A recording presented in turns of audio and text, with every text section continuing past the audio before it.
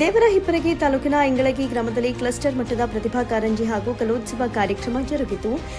ಪ್ರತಿಯೊಂದು ಮಕ್ಕಳಿಗೆ ಸೂಕ್ತ ಪ್ರತಿಭೆ ಅಡಗಿರುತ್ತೆ. ಅದನ್ನು ಗುರುತಿಸಿ ಅವಕಾಶ ನೀಡಿ ಪ್ರೋತ್ಸಾಹಿಸಬೇಕೆಂದು ದೇವರಹಿಪ್ಪರಗಿ ಮತಕ್ಷೇತ್ರದ ಶಾಸಕ ರಾಜಗೌಡ ಪಾಟೀಲ ಕುದುರೆ ಸಾಲವಾಡಿಗೆ ಹೇಳಿದರು.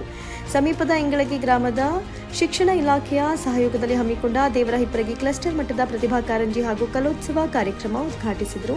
ತಹಸೀಲ್ದಾರ್ ಪ್ರಕಾಶ್ ಸಿಂದಗಿ ಮಾತನಾಡಿ, ಪ್ರತಿಭಾ ಕಾರಂಜಿ ಇದೊಂದು ಮಕ್ಕಳ ಕಲಿಕೆಗೆ ಪೂರಕವಾದ ಯೋಜನೆಯಾಗಿದ್ದು ಮಕ್ಕಳ ಮನೋಮಟ್ಟ ಹೆಚ್ಚಿಸುವುದಕ್ಕೆ ಸಹಕಾರಿಯಾಗಲಿದೆ. ಶಿಕ್ಷಕರು ಯಾವುದೇ ಭೇದ ಭಾವ ಮಾಡದೆ ಮಕ್ಕಳಲ್ಲಿನ ಪ್ರತಿಭೆಯನ್ನು ಅನಾವರಣಗೊಳಿಸುವಂತಹ ನಿಟ್ಟಿನಲ್ಲಿ ಮುಂದಾಗಬೇಕು. ನಮ್ಮ ಭಾಗದ ಮಕ್ಕಳು ಹೆಸರು ಮಾಡಬೇಕು ಎಂದರು. ಸಾನ್ನಿಧ್ಯ ವಹಿಸಿದ್ದ ಯೋಗ ಗುರು ಡಾಕ್ಟರ್ ಅಪ್ಪುಗೌಡ ಪಾಟೀಲ ಆಶೀರ್ವಚನ ನೀಡಿ, ಗ್ರಾಮೀಣ ಭಾಗದ ಪ್ರತಿಭೆಗಳಿಗೆ ಹೆಚ್ಚಿನ ಪ್ರಮಾಣದಲ್ಲಿ ಅವಕಾಶಗಳು ಸಿಗುವುದಿಲ್ಲ. ಪ್ರತಿಭಾ ಕಾರಂಜಿ ಇದೊಂದು ವೇದಿಕೆಯಾಗಿದೆ. ಇದರ ಸದುಪಯೋಗ ಪಡಿಸಿಕೊಂಡು ಮಕ್ಕಳು ತಮ್ಮ ಪ್ರತಿಭೆಗಳನ್ನು ಬಿಂಬಿಸಬೇಕು ಎಂದರು. ಸಮೂಹ ಸಂಪನ್ಮೂಲ ವ್ಯಕ್ತಿ ವಿಜಯಲಕ್ಷ್ಮಿ ನವಲಿ ಮಾತನಾಡಿ ಪ್ರತಿಭಾ ಕಾರಂಜಿ ಕುರಿತು ವಿವರಿಸಿದರು.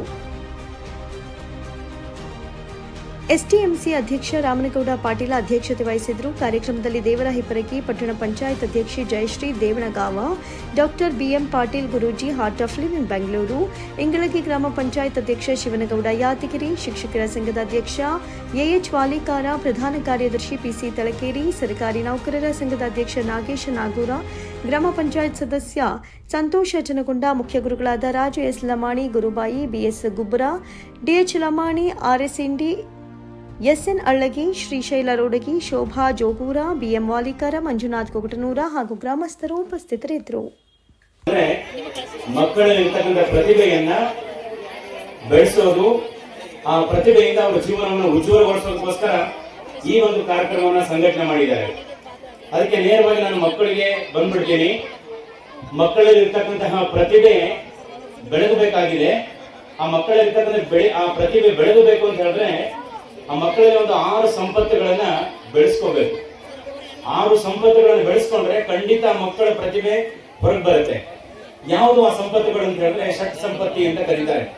ಮೊದಲನೇದು ಶ್ರಮ, ಎರಡನೇದು ಘಮ, ಮೂರನೇದು ತಿಥಿ, ನಾಲ್ಕನೇದು ಉಪರತಿ, ಐದನೇದು ಶ್ರದ್ಧೆ, ಆರನೇದು ಸಮಾಧಾನ. ಈ ಮಕ್ಕಳಿಗೆ ನೀವೆಲ್ಲ ಈ 6 ಸಂಪತ್ತುಗಳನ್ನ ಹೆಚ್ಚು ಬೆಳೆಸ್ಕೊಳ್ಳಿ, ನಿಮ್ ಪ್ರತಿಭೆ ಹೊರಗೆ ಬರುತ್ತೆ. ಶ್ರಮ ಅಂತ ಹೇಳಿದ್ರೆ ಎಲ್ಲದರಲ್ಲಿ ಭಾಗವಹಿಸೋದು, ಸೋಲು ಗೆಲುವು ಅದರಲ್ಲಿ ಭಾಗವಹಿಸ್ತಕ್ಕಂಥದ್ದು ಮೊದಲನೇ ಅಸ್ತ್ರ. ಎರಡನೇದು ಧಮ ಅಂತ ಹೇಳಿದ್ರೆ ನಮ್ಮ ಮನಸ್ಸನ್ನ ನಿಗ್ರಹಗೊಳಿಸ್ಕೊಳ್ತಕ್ಕಂಥದ್ದು, ನಮ್ಮ ಮನಸ್ಸು ಪೂರ್ತಿ ನಮ್ಮ ನಿಯಂತ್ರಣದಲ್ಲಿ ಇಟ್ಕೊಳ್ತಕ್ಕಂಥದ್ದು. ಪ್ರತಿಭೆ ಅಂತ ಹೇಳಿದ್ರೆ ಬರೀ ಯಾವುದೋ ಒಂದು ಹಾಡು ಹೇಳೋದು, ಯಾವುದೋ ಡ್ಯಾನ್ಸ್ ಮಾಡೋದು ಅಷ್ಟೇ ಅಲ್ಲ. ಎಲ್ಲಾ ತರದ ಪ್ರತಿಭೆಗಳು ಹೊರಗೆ ಬರ್ಬೇಕು ಅಂತ ಹೇಳಿದ್ರೆ ಎರಡನೇ ಅಸ್ತ್ರ ಯಾವುದು ಅಂತ ಹೇಳಿದ್ರೆ ಧಮ, ಮನಸ್ಸನ್ನ ನಿಗ್ರಹ ಮಾಡ್ಕೊಳ್ತಕ್ಕಂಥದ್ದು. ಮೂರನೇದು ತಿತಿಕ್ಷಾ ಅಂತ ಕರೀತಾರೆ. ತಿತಿಕ್ಷಾ ಅಂತ ಹೇಳಿದ್ರೆ ಆ ಸೋಲು ಗೆಲುವನ್ನ ಸಮನಾಗಿ ತಗೊಳ್ತಕ್ಕಂಥದ್ದು. ಆ ಸೋಲಿ ಗೆಲುವಿಗೆ ನಾವು ಎರಡನ್ನ ಸಮನಾಗಿ ತಗೊಳ್ತಕ್ಕಂಥದ್ದು ಮೂರನೇ ಅಸ್ತ್ರ. ನಾಲ್ಕನೇ ಅಸ್ತ್ರ ಏನು ಅಂತಂದ್ರೆ ಉಪರತಿ.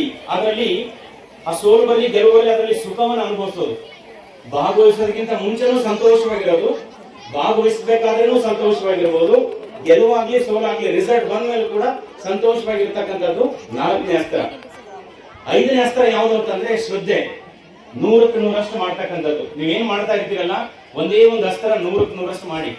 ಮಾತಾಡ್ತಾ ಇದ್ದೀರಾ, 100ಕ್ಕೆ 100ರಷ್ಟು ಮಾತಾಡಿ. ಹಾಡು ಹೇಳ್ತಾ ಇದ್ದೀರಾ, 100ಕ್ಕೆ 100ರಷ್ಟು ಹಾಡು ಹೇಳಿ. ಊಟ ಮಾಡ್ತಾ ಇದ್ದೀರಾ, 100ಕ್ಕೆ 100ರಷ್ಟು ಊಟ ಮಾಡಿ. ಜಗಳ ಮಾಡ್ತಾ ಇದ್ದೀರಾ, 100ಕ್ಕೆ 100ರಷ್ಟು ಜಗಳ ಮಾಡಿ. ಅದು ಮಾಡ್ತೀರಾ ಬಿಡಿ, ಅದೇನು ಹೇಳ್ಬೇಕಾಗಿಲ್ಲ. ಆ ಜಗಳವನ್ನು ಹೇಗೆ 100ಕ್ಕೆ 100ರಷ್ಟು ಮಾಡ್ತೀರೋ ಎಲ್ಲವನ್ನ 100ಕ್ಕೆ 100ರಷ್ಟು ಮಾಡಿ. ಅಷ್ಟೇ ನಮ್ಮ ದೊಡ್ಡವರು ಕೂಡ ಅಳವಡಿಸ್ಕೋಬೇಕು. ಏನ್ ಮಾಡ್ತೀವೋ ಅದನ್ನ 100% ಮಾಡಿ. ಟಿವಿ ನೋಡ್ತಾ ಇದ್ದೀರಾ, 100% ಟಿವಿ ನೋಡಿ. ಕೇಳಿಸ್ಕೊಳ್ತಾ ಇದ್ರೆ 100% ಕೇಳಿಸ್ಕೊಳ್ಳಿ. ಏನ್ ಮಾಡ್ತೀರೋ ಅದನ್ನ 100% ಮಾಡಿ, ಸಕ್ಸಸ್ ಆಗ್ತೀರಾ. ನಾಲ್ಕನೇದೇನು, ಐದನೇ ಅಸ್ತ್ರ ಏನಂದ್ರೆ ಶ್ರದ್ಧೆ. ಮತ್ತೆ ಆರನೇದು ಸಮಾಧಾನವಾಗಿರೋದು, ಉದ್ವೇಗಕ್ಕೊಳಗಾಗೋದಲ್ಲ. ಯಾವುದೋ ಒಂದು ಫಂಕ್ಷನ್ ಮಾಡ್ಬೇಕಾದ್ರೆ ಉದ್ವೇಗದಿಂದ ಮಾಡೋದು, ಫಂಕ್ಷನ್ ಮಾಡ್ಬೇಕಾದ್ರೂ ಉದ್ವೇಗದಲ್ಲಿ ಇರೋದು, ಫಂಕ್ಷನ್ ಮುಗಿಸ್ಬೇಕಾದ್ರೂ ಉದ್ವೇಗದಲ್ಲಿ ಇರೋದು, ಕೊನೆ ಮುಗಿಸ್ಬೇಕಾದ್ರೂ ಕೂಡ ಉದ್ವೇಗದಲ್ಲಿ ಹೋಗೋದು. ಉದ್ವೇಗದಲ್ಲಿ ಯಾವ ಕೆಲಸನೂ ಆಗಲ್ಲ, ಉದ್ವೇಗದಿಂದ ಯಾರನ್ನು ಗೆಲ್ಲಕ್ಕೂ ಆಗಲ್ಲ. ಅದಕ್ಕೆ ಉದ್ವೇಗದಿಂದ ನಮ್ಮ ಮನಸ್ಸನ್ನು ಕೂಡ ಗೆಲ್ಲಕ್ಕಾಗಲ್ಲ. ಆರನೇ ಅಸ್ತ್ರ ಸಮಾಧಾನವಾಗಿರ್ತಕ್ಕಂಥದ್ದು.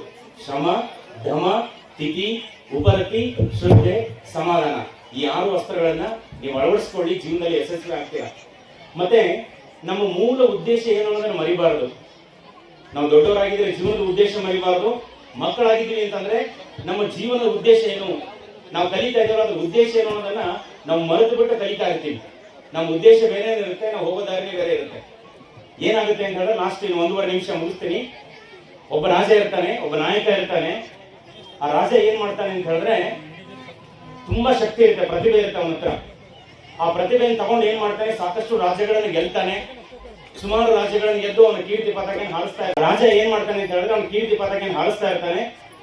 ಒಂದ್ ದಿವಸ ಅವನ ವಿರುದ್ಧವಾಗಿರ್ತಕ್ಕಂಥ ರಾಜ ಬಂದು ಅವನ ಮೇಲೆ ಯುದ್ಧ ಸಾರ್ತಾನೆ. ಇಬ್ಬರಿಗೆ ಘೋರ ಕಾಳಗ ಆಗ್ತಾನೆ. ಕೊನೆಗೇನು ಅಂತ ಹೇಳಿದ್ರೆ ಈ ನಮ್ಮ ರಾಜನ ಸೋಲು ನಿಶ್ಚಿತ ಆಗುತ್ತೆ. ಕೊನೆಗೆ ಏನ್ ಮಾಡ್ತಾನೆ ಅಂತ ಹೇಳಿದ್ರೆ ಈ ರಾಜ ಸೋಲೋದು ಗ್ಯಾರಂಟಿ ಆಗೋಯ್ತು. ಇನ್ನೇನು ಶರಣಾಗತಿ ಆಗೋದಕ್ಕಿಂತ ಮುಂಚೆ ಅವ ಹಿಂದೆ ರಾಜನಿಗೆ ಒಬ್ಬ ರಾಜಗುರು ಅಂತ ಇರ್ತಾ ಇತ್ತು. ರಾಜಗುರುಗಳ ಆಶೀರ್ವಾದ ತಗೋಣ ಅಂತ ಹೇಳಿ ರಾಜಗುರುಗಳ ಹತ್ರ ಆ ರಾಜ ಹೋಗ್ತಾನೆ. ಹೋದವನು ಏನಾಗುತ್ತೆ ಅಂತ ಹೇಳಿದ್ರೆ ನಮಸ್ಕಾರ ಮಾಡಿ ಕೇಳ್ತಾನೆ, ರಾಜ ನಾನು ಸೋಲ್ತಾ ಇದ್ದೀನಿ, ನನಗೆ ಆಶೀರ್ವಾದ ಮಾಡಿ ಶರಣಾಗತಿ ಆಗ್ತೀನಿ. ಅವಾಗ ರಾಜಗುರುಗಳು ಹೇಳ್ತಾರೆ, ನೋಡಪ್ಪ ನೀನು ಇನ್ನೊಂದು ಅವಕಾಶ ಇದೆ ಗೆಲ್ಲೋದಕ್ಕೆ, ನಿನ್ನ ಪ್ರತಿಭೆಯನ್ನು ತೋರಿಸೋದಕ್ಕೆ ಇನ್ನೊಂದು ಅವಕಾಶ ಇದೆ. ಏನು ಅಂತ ಹೇಳಿದ್ರೆ ಇಲ್ಲಿಂದ ಒಂದು ಸ್ವಲ್ಪ ದೂರದಲ್ಲಿ ಹೋದ್ರೆ ಒಂದು ಬೆಟ್ಟ ಇದೆ. ಬೆಟ್ಟದ ತುದಿಯಲ್ಲಿ ಒಬ್ಬ ಮುನಿಗಳಿದ್ದಾರೆ. ಆ ಮುನಿಗಳ ಹತ್ರ ಒಂದು ಹಣ್ಣಿದೆ. ನೀ ಆ ಹಣ್ಣನ್ನು ತಗೊಂಡು ಬಂದು ತಿಂದಿದ್ದೇ ಆಗಿದ್ರೆ ವಾಪಸ್ ನಿನ್ನ ಶಕ್ತಿ ಹೆಚ್ಚಾಗುತ್ತೆ, ಆ ರಾಜನ ವಿರುದ್ಧ ನೀವು ಗೆಲ್ಬಹುದು. ಅವಾಗ ಇದೇನು ದೊಡ್ಡ ವಿಷಯ ಆಯ್ತು, ಈಗಲೇ ಹೋಗೋಣ ಅಂತ ಹೇಳಿ ಏನ್ ಮಾಡ್ತಾನೆ, ಅವನು ರಾಜ ದಂಡ ದರ್ಬಾರ ಎಲ್ಲ ತಗೊಂಡು ಬೆಟ್ಟಕ್ಕೆ ಹೋಗ್ತಾನೆ. ಮುನಿಗಳಿಗೆ ಭೇಟಿ ಆಗ್ತಾನೆ. ಭೇಟಿ ಆದವನೇ ನಮಸ್ಕಾರ ಮಾಡಿ, ರಕ್ಷಣೆ ಮಾಡ್ತಾ ಇದ್ದೀನಿ, ಸೋಲೋ ಪರಿಸ್ಥಿತಿ ಬಂದಿದೆ, ಇನ್ನೇನು ಸೋಲ್ತಾ ಇದ್ದೀನಿ, ಆದ್ರೆ ನಮ್ಮ ರಾಜಗುರುಗಳು ಹೇಳಿದ್ದಾರೆ ನೀವು ಹಣ್ಣು ಕೊಟ್ಟರೆ ನಾನು ಅದನ್ನ ತಗೊಂಡು ನನ್ನ ರಾಜ್ಯವನ್ನು ಮತ್ತೆ ಉಳಿಸ್ತೀನಿ, ಪ್ರಜೆಗಳ ರಕ್ಷಣೆ ಮಾಡ್ತೀನಿ ಅಂತ. ಆ ಮುನಿಗಳಿಗೆ ಸಿಟ್ಟು ಬರುತ್ತೆ, ದುಃಖ ಆಗುತ್ತೆ. ಯಾಕೆಂದ್ರೆ ಅದೇ ಒಂದು ಹಣ್ಣಿನಿಂದಾನೇ ಅವ್ರ ಜೀವನ ನಡೆಸ್ಕೊಂಡು ರಕ್ಷಣೆಗೋಸ್ಕರ, ಒಳ್ಳೆ ಉದ್ದೇಶಕ್ಕೋಸ್ಕರ ರಾಜ ಹಣ್ಣು ಕೇಳ್ತಾ ಇದ್ದಾನೆ ಅಂತ ಹೇಳಿ ಏನ್ ಮಾಡ್ತಾನೆ ಅಂತ ಹೇಳಿದ್ರೆ ಆ ಮುನಿಗಳು ಏನ್ ಮಾಡ್ತಾರೆ, ಹಣ್ಣನ್ನು ತಗೊಂಡ್ಬರೋದಕ್ಕೆ ಸನ್ನೆ ಮಾಡ್ತಾರೆ. ಅಲ್ಲಿ ಒಳಗಡೆಯಿಂದ ಹಣ್ಣನ್ನು ತಗೊಂಡು ಒಬ್ಬ ಅಪ್ರತಿಮ ಸುಂದರಿ ಬರ್ತಾಳೆ. ತುಂಬಾ ಸುಂದರಿ, ಯೌವನ ತುಂಬಿರ್ತಕ್ಕಂಥ ಒಂದು ಸುಂದರಿ ಕೈಯಲ್ಲಿ ಒಂದು ಹಣ್ಣು ಇಟ್ಕೊಂಡು ಆ ರಾಜನ ಎದುರುಗಡೆ ಬರ್ತಾಳೆ. ಆ ರಾಜ ಏನ್ ಮಾಡ್ತಾನೆ ಅಂತ ಹೇಳಿದ್ರೆ ಒಂದೇ ಒಂದು ಕ್ಷಣ ರಾಜ ಬಂದಿದ್ದು ಏನಕ್ಕೋಸ್ಕರ, ಹಣ್ಣಿಗೋಸ್ಕರ. ಏನು ನೋಡ್ತಾನೆ ಅವನು, ಹೆಣ್ಣು ನೋಡ್ಬಿಡ್ತಾನೆ. ಒಂದೇ ಒಂದು ಕ್ಷಣ ಹೆಣ್ಣನ್ನು ನೋಡಿ ಮೋಹ ಪರವಶನ ಆಗ್ಬಿಡ್ತಾನೆ, ಹೆಣ್ಣಿಗೆ ಬಲಿಯಾಗ್ಬಿಡ್ತಾನೆ. ನಿರ್ಧಾರ ಮಾಡ್ತಾನೆ, ಮುನಿಗಳೇ ನನಗೆ ಹೆಣ್ಣು ಬೇಕು ಅಂತ. ರಾಜ ಬಂದಿದ್ದು ಯಾವುದಕ್ಕೆ, ಹಣ್ಣಿಗೆ. ಕೇಳ್ತಾ ಇರೋದೇನು, ಹೆಣ್ಣು. ಆ ಮುನಿಗಳಿಗೆ ಸಂಕಟ ಆಗುತ್ತೆ, ನೋವಾಗುತ್ತೆ. ಯಾಕೆಂದ್ರೆ ಆ ಮಗಳು ಬೇರೆ ಯಾರನ್ನ ಸ್ವಂತ ಆ ಸಾಕು ಮಗಳಾಗಿರ್ತಾಳೆ. ಬೇಡ ಅಂತ ಹೇಳ್ತಾರೆ, ಬೇಡ ರಾಜನೇ ನೀವು ಬಂದಿರೋದು ಹಣ್ಣಿಗೋಸ್ಕರ, ಹಣ್ಣು ತಗೊಂಡೋಗಿ, ಹೆಣ್ಣಲ್ಲ ನೀವು ಬಂದಿರೋದು, ಹಣ್ಣು ತಗೊಂಡೋಗಿ ಅಂತೇಳಿ ಪರಿಯಾಗಿ ಆ ಋಷಿಗಳೇ ಹೇಳಿದಾಗ ನನಗೆ ಏನು ಬೇಕಾಗಿಲ್ಲ ಪ್ರಪಂಚದಲ್ಲಿ, ಈ ಹೆಣ್ಣು ಬೇಕು ಅಂತಾನೆ. ಅವಾಗ ಕೊನೆಗೆ ಏನಾಗುತ್ತೆ ಅಂತ ಹೇಳಿದ್ರೆ ಅನಿವಾರ್ಯ ಆಗುತ್ತೆ, ಋಷಿ ಮುನಿಗಳಿಗೆ ದಾರಿಯವರು ಕೊಟ್ಬಿಡ್ತಾರೆ. ಅಲ್ಲೇ ವೇದಿಕೆ ಮೇಲೆ ದಾರಿಯವರು ಕೊಟ್ಟು ಅವನು ಅದೇ ಸಂತಸದಲ್ಲಿ ಆ ಹೆಣ್ಣಿನ ಜೊತೆಗೆ ಅವನ ರಾಸುವಿಲಿ ಆಡ್ತಾ ಅವನ ಜೀವನ ಕಳೆದು ಬಿಡ್ತಾನೆ. ಅಲ್ಲಿ ಎದುರಾಳಿ ರಾಜ ಇವನ ರಾಜ್ಯಭಾರನ ಅರಮನೆಯನ್ನು ಧ್ವಂಸ ಮಾಡಿ ಅವನ ರಾಜ್ಯಭಾರನ ಬೆಳೆಸ್ಕೊಂಡು ಹೋಗ್ತಾನೆ. ನಾನು ಯಾಕೆ ಈ ಸಂದರ್ಭದಲ್ಲಿ ಈ ಮಾತನ್ನು ಹೇಳಿದೆ ಅಂತಂದ್ರೆ, ರಾಜ ಬಂದಿರೋದು ಹಣ್ಣಿಗೆ, ತಗೊಂಡಿರೋದು ಹೆಣ್ಣು.